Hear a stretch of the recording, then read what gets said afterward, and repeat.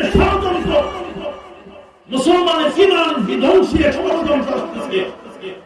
আর মাত্র 7-8 দিন পরে 31st নাইট নামে একটা দিবস আসতেছে।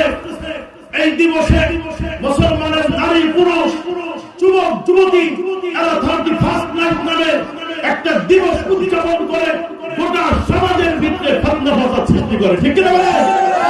গোটা আল্লাহর জমিনের ভিতরে আতশবাজি করে, ঢোল-তবলা বাজিয়ে যুব সমাজ, নারী সমাজ, গোটা দুনিয়াকে এরা নষ্ট করে ফেলতে চায়। ঠিক কি না বলেন? সর্বোপরি মুসলমানের ঈমান নষ্ট করে। এই 31st নাইট উদযাপন করলে একটা মুসলমানের ঈমান থাকতে পারে না। বলেন হুজুর কিভাবে? যুবক তোমরা একটু কান খাড়া করে শোনো, মাইকের আওয়াজ যতদূর যায় যুবক তোমরাই তো এটা উদযাপন করবে 2-3 দিন পরে। তোমরা কানটা খাড়া করে শোনো, তোমার ঈমানটা কিভাবে চলে যায়, তুমি কিভাবে নাস্তিক হয়ে যাও, তুমি কিভাবে বেঈমান হয়ে যাও, তোমার ঈমানটা কিভাবে পশ্চিমারা নষ্ট করে। তুমি একটু কানটা খাড়া করে শোনো। সালের আগে, এই 2024 সাল আগে রোমান মুশরিকরা একটা দিবস পালন করত। 31শে ডিসেম্বর ওদের একটা মূর্তি ছিল যার নাম জানুস। এই জানুস দেবতা, যার 2টা মাথা, একটা মাথা সামনের দিকে আর একটা মাথা পিছনের দিকে।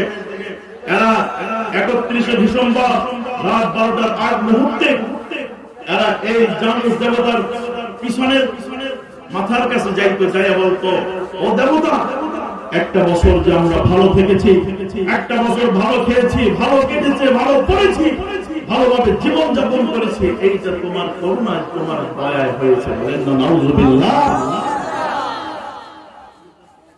আবার সামনে যায়, যখন ঠিক 12টা বেজে 1 মিনিট হয়, সামনে ঘুরে যায়, যায় বলে জানুস দেবতা, এর সামনের মাথার কাছে যায় বলে, জানুস দেবতা, সামনের একটা বছর অর্থাৎ জানুয়ারির 1 তারিখ শুরু হয়েছে 12টা থেকে, তাই না?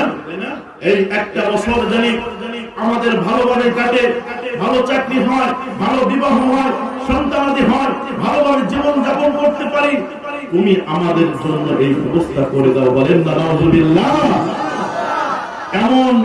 এখন যুবক তোমাদের কাছে প্রশ্ন, ভালো মন্দ, খারাপ ভালো সবকিছুর মালিক কে? জোরে চিল্লায় বলে কে? ইজ্জতের মালিক কে? হায়াতের মালিক কে?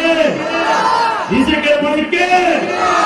তাহলে সব কিছুর মালিক যদি আল্লাহ হয়, ও যুবক, তুমি যে রাত 12টা 1 মিনিটে আতশবাজি ফুটাও, তুমি যে ওই দিন উদযাপন করো খ্রিস্টানদের, ওই দিন উদযাপন করো রোমান মুশরিকদের অনুসরণ করার কারণে ওদের সাথে তাল মিলিয়ে যে তুমি এই দিনটা উদযাপন করো, তুমিও তো ওদের মতো তুমিও মুসলিম হয়ে গেল। ঠিক কিনা বলেন? সেই জন্য যুবক তোমাদেরকে বলি, 31শে ডিসেম্বর এটা কোনো বাঙালি কোন দিবস উদযাপিত নয়। ঠিক কিনা বলেন? যদি বাংলা দিবস পালন করতে হয় বাংলা মাস থেকে করো, ইংরেজি মাসে, কারণ ইংরেজরা হলো আমাদের এই ভারত উপমহাদেশের সবচেয়ে বড় শত্রু। ঠিক কিনা বলেন? আরো একটা বার্তা হলো 31শে ডিসেম্বর এটা ইংরেজদের জন্য খুশির সংবাদ ছিল, আমাদের ভারত উপমহাদেশের মানুষের জন্য দুঃখের সংবাদ ছিল।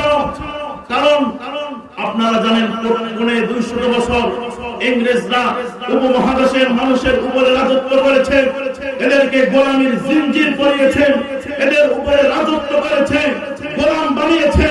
এই যে দিনটা ওরা ক্ষমতায় বসেছিল, এর মূল যে ভিত্তি ছিল ইস্ট ইন্ডিয়া কোম্পানি।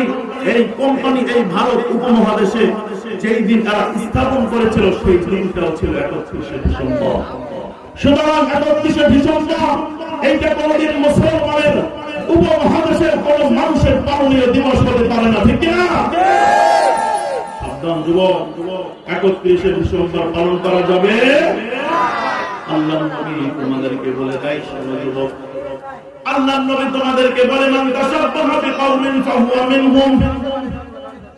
তোমার মহব্বত দুনিয়াতে যার সাথে হবে, তোমার চলন ফেরন, তোমার আকার আকৃতি, তোমার স্টাইল, দাড়ির স্টাইল, চুলের স্টাইল, জামার স্টাইল, তোমার হাঁটার স্টাইল, চলার স্টাইল, তোমার জীবন যাপনের স্টাইল তোমার দুনিয়াতে যার সাথে মিলবে, আল্লাহর নবী বলেন কাল কিয়ামতের ময়দানে তার সাথেই তোমার হাসর নাসর হয়ে যাবে।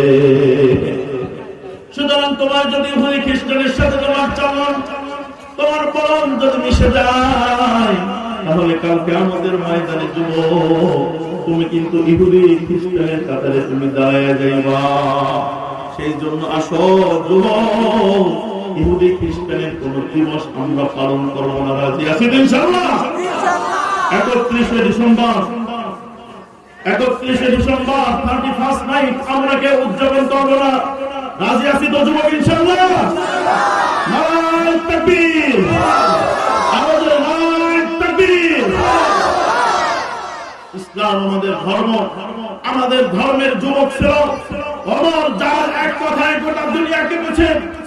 আমাদের যুবক ছিল আবু বকর, আমাদের যুবক ছিল আলী, আমাদের যুবক ছিল হাসান হুসাইন।